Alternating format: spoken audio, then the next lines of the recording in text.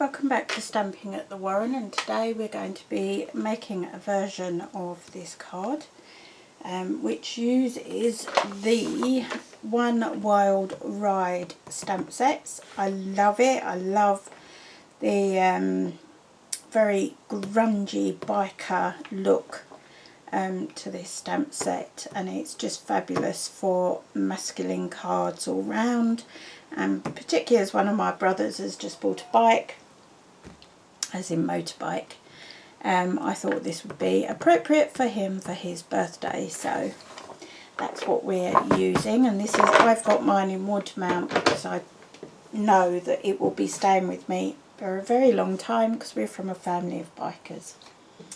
The other stamp set that we're using is Better Together. It is a two-set stamp set.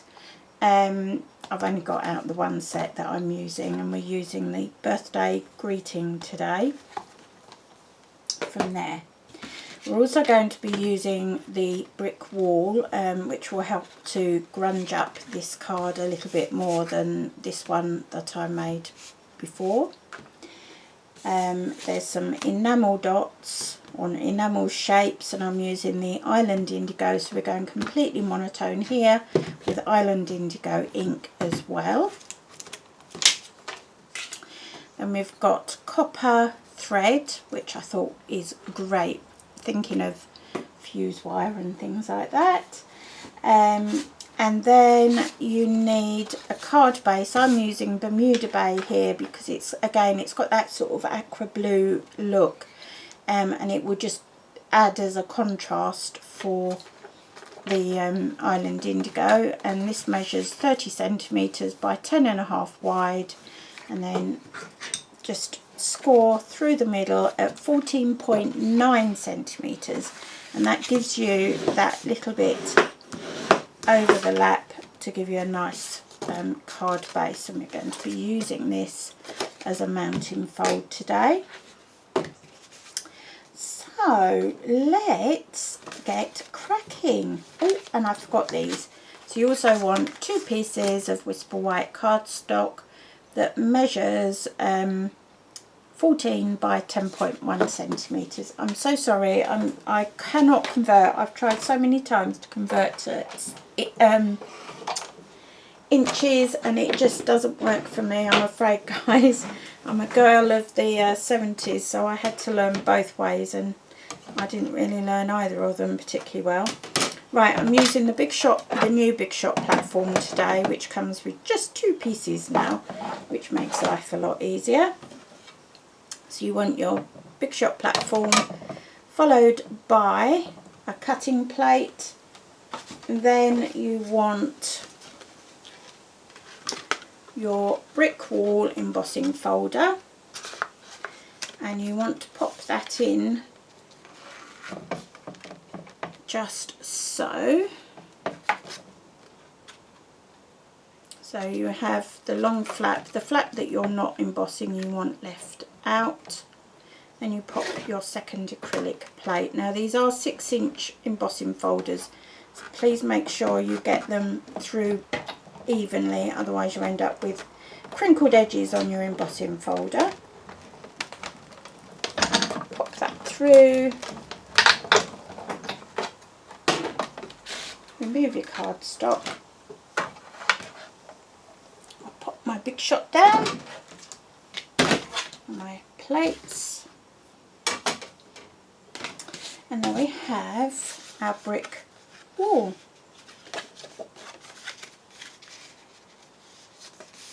Yeah, I'm just going to give that another burnish.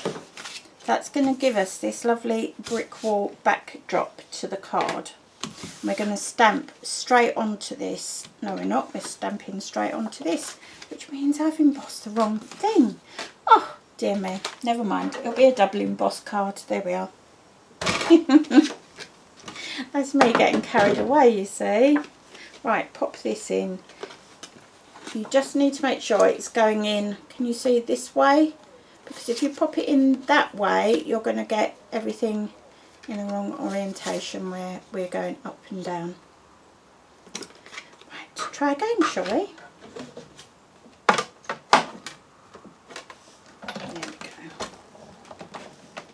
did wonder why it was blue. Never mind. There we are. You won't make that mistake. I've made it for you. Such is the joys of videoing. There you go. That's better. And see what I mean? Can you see this? This is where I managed to misjudge the edge and it's curled up on me. Right, so we're going to be stamping onto this, and that's not going to show because we'll just be able to mat that straight down onto there. Right, so we need to get stamping. So we want the ink. Ink up your motorbike. And by embossing this first, you kind of double up on the grunginess of the whole project. Now what we're doing is stamping off the page. That means we're not putting the whole image on the page. So we're going to start roughly here because I want to get something else in there to stamp. See what I mean about it's more grungy? And we're going to come up and we're going to bring the front end of the bike in, and then we'll repeat it up here, and then once more just here, just so you can see just a little bit of that front wheel. Okay, and then we want, look, I've told porcupines, we want basic grey. There we are. And this time I'm going to use the tire tread. And for this one, we're just going to add some tire treads at the very bottom, and again, by having the embossing folder do its job, it just doubles up on that grunginess down the bottom there. There you go. I do like a bit of grunge. Right, so next is we just want to do our birthday sentiment, which again is going to be very grungy, and I think we'll do that in basic grey. So it just ties in with the grey at the bottom. Make sure it's the right way up. Right up there. And there you have a grungy birthday. Right, back to Island Indigo. And now I want a scrap of cardstock. And we're going to do the Born to Ride banner.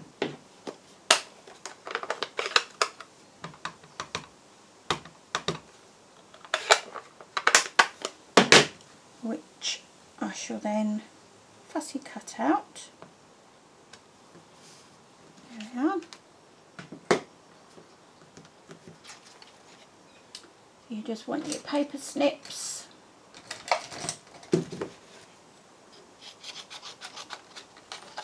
And this is actually a scrap of thicker Whisper White, which actually works to the benefit because it just adds a little bit more rigidity to the banner.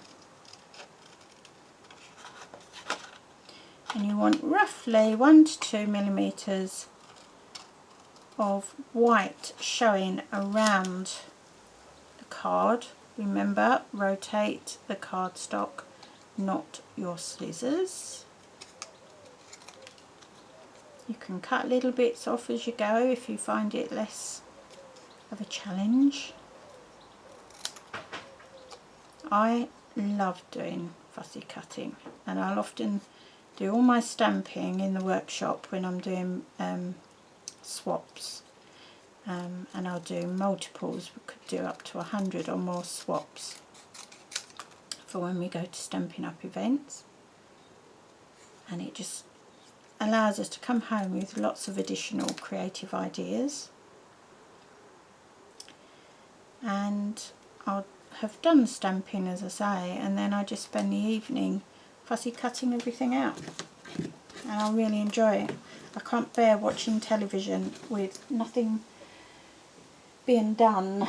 I feel like it's wasted time.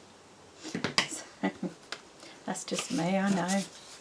Right, before we stick this down, what I want to do is actually wrap some of that copper thread. So we want some Stampin' Dimensionals on the back of the banner.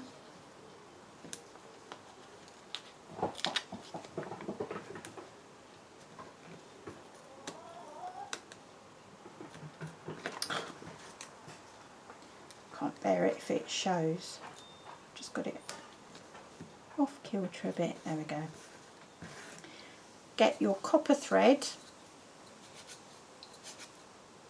I don't think I've even used this yet. No, I haven't. There you go, we're opening it together. And wrap it around your fingers. It's really, really fine, this stuff. So wrap it round 2 or 3 fingers several times. Goes a long way, this stuff.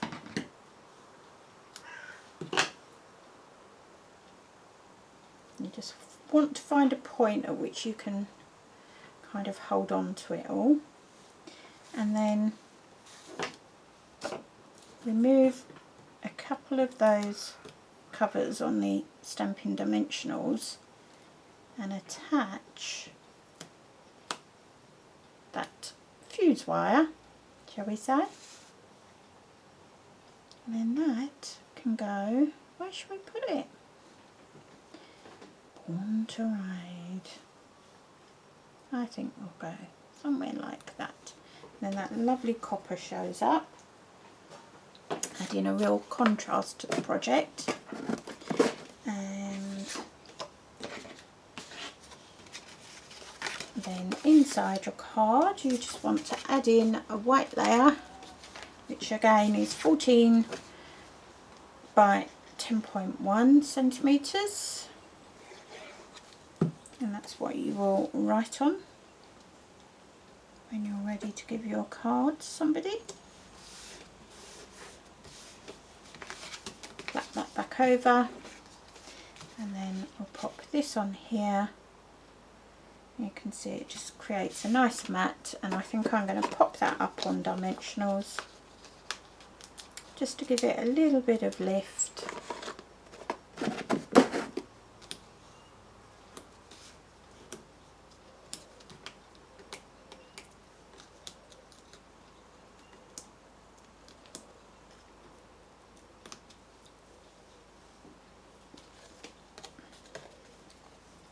Make sure you've got it the right way round.